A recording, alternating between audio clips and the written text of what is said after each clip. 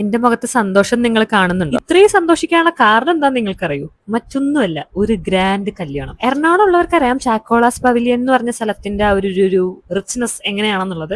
അപ്പൊ അത്യാവശ്യം ഒരു ഗ്രാൻഡ് ആയിട്ടുള്ള കല്യാണം കൂടിയിട്ട് കുറെ നാളായതുകൊണ്ട് എന്റെ വയറ് വല്ലാണ്ട് ഇങ്ങനെ നല്ല ഭക്ഷണം വെട്ടി വിഴുങ്ങാനുള്ള ഒരു ആക്രാന്തത്തിൽ ഇങ്ങനെ ഇരിക്കുവായിരുന്നു.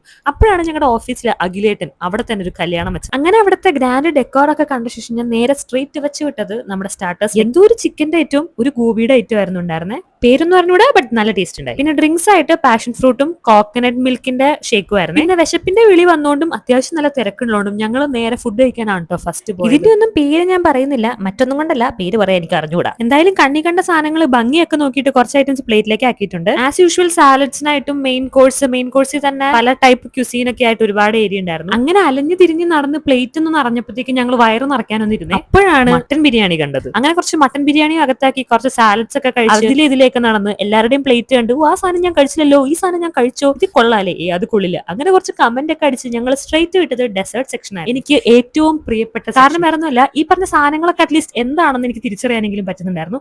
അങ്ങനെ ചുറോസ് ഉണ്ടായിരുന്നു, ചോക്ലേറ്റ് ബിസ്ക്കറ്റ് പുഡിംഗ് ഉണ്ടായിരുന്നു, റസ്മലൈ ഉണ്ടായിരുന്നു, പിന്നെ പ്രീമിയം ഐസ്ക്രീംസ് പല ഫ്ലേവേഴ്സും ഉണ്ടായിരുന്നു. മനുഷ്യനല്ലേ പിള്ളേ, കുറച്ചല്ലേ കഴിക്കാൻ പറ്റും. എന്നാലും ഒറ്റയടിക്ക് ഇതെല്ലാം കൂടി കണ്ട സന്തോഷത്തിൽ പറ്റുന്ന പോലെ കുറച്ചൊക്കെ കഴിച്ചായിരുന്നു. എന്നാലും കുറച്ചുകൂടി കഴിക്കായിരുന്നു ഒരു ടെൻഷൻ എന്നെ അലട്ടിക്കൊണ്ടേ ഇരിക്കുന്നുണ്ട്. അങ്ങനെ കുറച്ച് മിറർ സെൽഫീസ് ഒക്കെ എടുത്ത് ഞങ്ങൾ സ്ട്രേറ്റ് അഖിലേറ്റിന്റെ അടുത്തേക്കാണ് കേട്ടോ പോയത്. അങ്ങനെ ഈ കഴിച്ചത് മൊത്തം ദഹിപ്പിക്കണമല്ലോ എന്ന് ഓർത്ത് കുറച്ച് സമയം സൊറ പറഞ്ഞിരുന്നു, കുറച്ച് ഫോട്ടോസ് ഒക്കെ എടുത്ത് ഒരുപാട് കൃതാർത്ഥ വീട്ടിലേക്ക് മടങ്ങി. അപ്പൊ ഇന്നത്തേക്ക് അത്രേ ഉള്ളൂ.